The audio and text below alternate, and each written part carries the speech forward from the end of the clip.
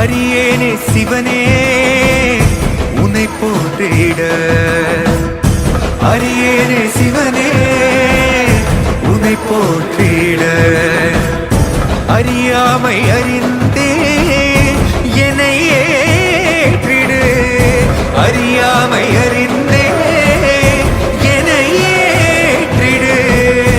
உன்னுள்ளே என்றும் வாழ்பவனை, மாயத்தின் வாயில் வீழ்பவனை நீயே காப்பாற்று.